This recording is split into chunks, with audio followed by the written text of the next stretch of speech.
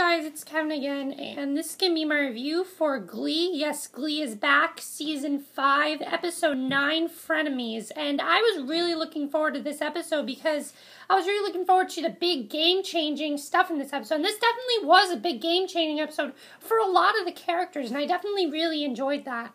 And I think it was probably my favorite episode of this season, too, because there were a lot of really great performances in this episode, especially from Leah Michele, Naya Rivera, all the regular ones that are amazing. But I think, I really enjoyed the episode. Also, I'm just going to tell you guys real quick, you know how I used to do those individual song reviews? I am not doing that anymore just because, one, I don't have the time, two, I can't really judge the songs till I watch the episode. But let's just get to the episode. So the first thing I'm going to talk about is Rachel and Santana because that was my favorite part of the episode. The one thing that I was looking forward to the most was the Rachel and Santana stuff. I mean, I love their friendship, but I was really looking forward to seeing a fight go on because we haven't really had a huge fight between them like that. And I think it's definitely time to see some change. When you have the same story every single week, it does get a little bit boring. So I like that they are changing some things up a little bit.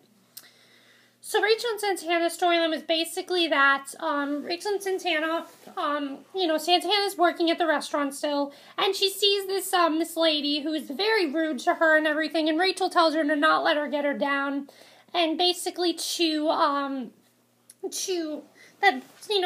can do more than the yeast to sack commercial, because Santana says that's all people think of her as, is just a girl with a yeast infection. And Rachel wants to help her out, so she says to come to her photo shoot, and maybe she can put her on the magazine and things like that. And I thought Rachel was being very sweet. However, after the photo shoot, now I really like the way they did the photo shoot scene. We saw kind of Santana thinking about what would it be like if she was in Rachel's position, if she was Fanny Brice, what would it be like for her? The glamorous life and all that stuff. I really like the way they did that. That was definitely very well done.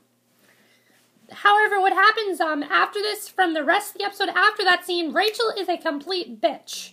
I don't know where this came from, but Rachel is back to, Season 1. I don't know if this is, still over her grieving process for Finn. I was watching this with my mother, and my mother's like, I wonder if there's a deeper meaning behind this. And I kind of thought that myself, if there's a deeper meaning behind it.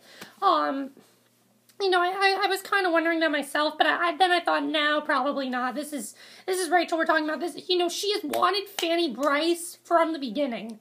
And, Rachel's a great character. She's usually my favorite character. This episode, I did not like her. However, I do agree with what she said to Santana. Now, what happens is there's this spot for an understudy for Fanny Brice. That's what she finds out, is that there's going to be an understudy, and they want her to, and she wants to be there so she can see all the understudies, basically because she's very worried at this point. Now, I kind of felt bad for her at first because, you got to feel bad for the understudy because the understudy does kind of try to take over at some point. She was correct about that. But it's not all about her. That's what she needs to know. It's not all about her. And she kind of even starts taking over. We see this scene where she's, kind of taking over and everything. And it's really going to her head, definitely. I think, and that can happen to a lot of people. The stardom goes to their head. And that's definitely what's happening to Rachel. The stardom is going to her head. What she didn't know is that Santana actually auditioned with Don't Worry on My Parade. But the way Santana did it was exactly like how Rachel did it in Don't Worry on My Parade, almost mocking her in some way.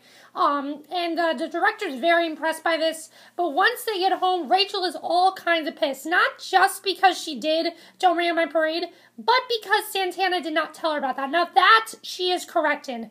If I was Santana and, someone else, if I was to talk to Rachel, I would have said, I am going to be auditioning for the understudy, but Santana said, I thought we'd fight anyway. I thought Santana's reason was stupid. I think both of them had their stupid moments in this episode. They both were wrong in this episode.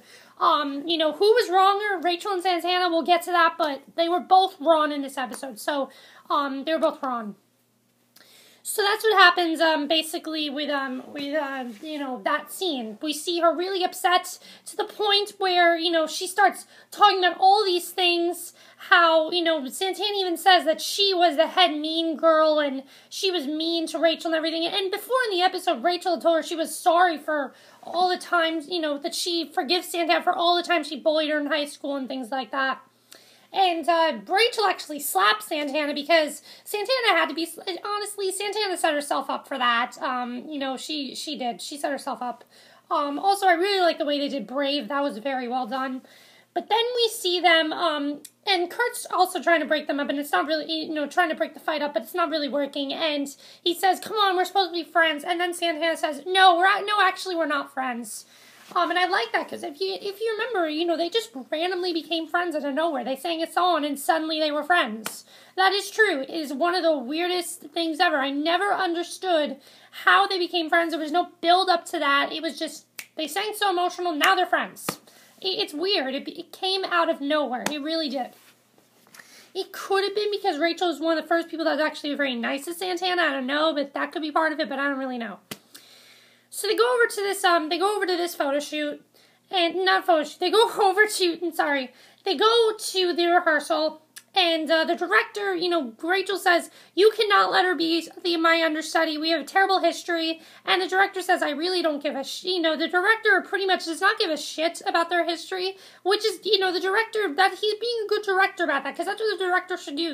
It does not matter how you feel about each other personally, you just need to balance each other well in the show, and he says that he's basically going to have them locked together, and they hate this so much, and they start singing the song Every Breath You Take, which was very well done.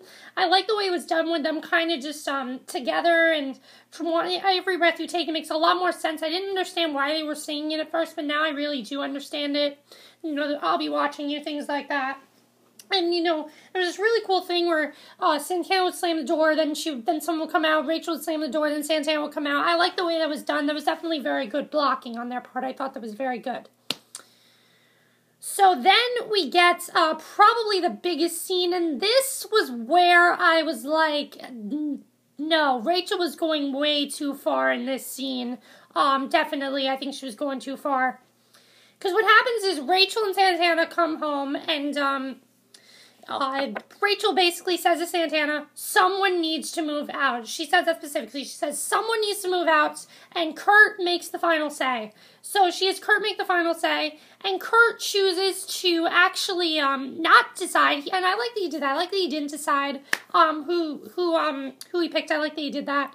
And what ends up happening is Rachel is actually the one she decides to move out because she feels that she wants to be on her own, so Rachel actually moves out, which I was kind of surprised about, that Rachel moved out, because I thought it was going to be Santana, because Rachel even said earlier in the episode, maybe you should move out, and I thought that was pretty big. So Rachel moves out, and she says to Santana specifically, she says, you and I are never friends, we never will be, and we never were.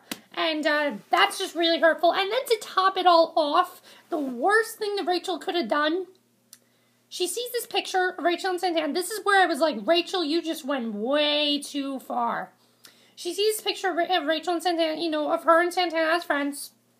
And she rips it once, rips it twice, 3 times, 4 times, 5 times, and then throws it in her face. And the whole time, Santana's right there.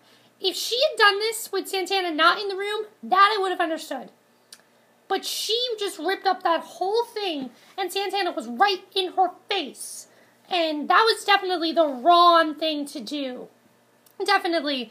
Rachel took it way too far and way too personally, but I do like that Rachel's kind of moving on and wants to kind of live her own life and kind of wants to focus more on what she wants, and I like that.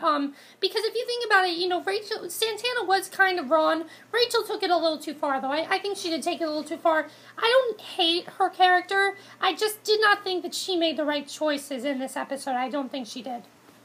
So now let's go over to the McKinley storyline, and then we'll get to Kurt's. First, we'll talk about the valedictorian stuff, which was very interesting the way that was done.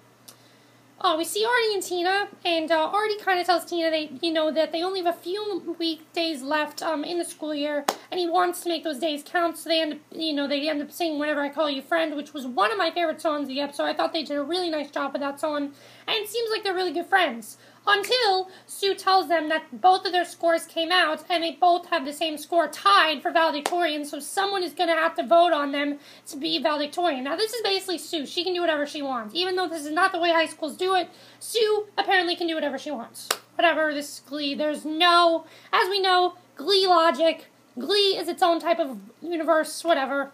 Fine, whatever. But, what happens is, Tina all of a sudden gets really, really bitchy about this. Now, Tina, again, was another character that took things way too far in this episode. Because what she does is she starts talking to Artie about his relationship with Kitty, and the whole time thinking, this is none of your business. It's not. It's none of her business what Kitty thinks of Artie. She says, Kitty does not like you. Kitty will not love you. You should not be with Kitty. And I thought that she was actually trying to basically say to Artie that she still liked him, but then I thought, wait a minute, no, that's not how this is going to work. Artie gets really upset about this, but then he tells Tina that she's actually the bitch, which she is. If you remember, Tina's been this way since the beginning of season 4, and it basically came out of nowhere, and we still don't know why she's like this. I'm hoping we do find out a reason why, but we still haven't. So they do a whole sing-off and everything, and then it's time for them to do the campaign. And what happens in the campaign is they actually tell each other that they're stepping down. They're going to want them to nominate the other candidate. So they tie, and Sue actually picks Blaine as the person to win. Now, this was a pretty big shocker that she actually picked Blaine. Doesn't make sense, but again, Glee logic, Glee logic, whatever. So Blaine tells them, though, that the three of them will have a solo, and, the three of them will have a song together, and that they will stay together and be a unit, basically. And I like how Blaine's kind of like the united person of the group, the one that kind of brings the group together. I like that about his character. I also thought it was interesting how all the other characters were kind of in the back. It mainly was just Blaine, Tina, and Artie, and the rest were all in the back. And I like the way that was done. It was different to see that, definitely. Kind of goes back to the first 2 episodes of the season when all the other characters were in the back, and it basically was just Kitty, Artie, Tina, and Sam and Blaine. And, that was definitely pretty big the way that it was all working out. And then the last thing we have to talk about, and it ends with them singing Breakaway, which was the same scene where Rachel teared up the picture, which I hated. Worst scene in the episode was when Rachel teared up the picture. And now let's finally talk about Kurt and Elliot. Kurt and Elliot's storyline was actually pretty big, because Kurt calls Blaine, and he says he's very worried about Elliot taking his spot in the band, because Elliot keeps referencing it as my band, and I thought it was kind of funny how Kurt was being a little too, taking things a little too far. Everyone took things a little too far in this episode, and Kurt was doing that with this. So he tries to bond with Elliot very closely, and Elliot can clearly see that he's just trying to be, he's worried about things. But he takes him to this guitar shop, and they sing I Believe in a Thing Called Love, which I absolutely loved. I thought that was one of the best songs of the episode, definitely.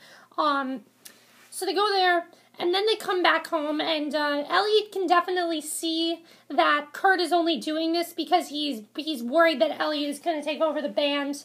And he says, why don't we just be good friends? We don't have to hate each other like this and anything like that. And they end up becoming really good friends, actually, taking a picture together. But Becky shows the picture to Blaine, and Blaine automatically thinks that Kurt is cheating on him. And that's how it ends with that storyline. So it's not going to be good with that storyline. I'm wondering where that's going to go, and I'm definitely interested.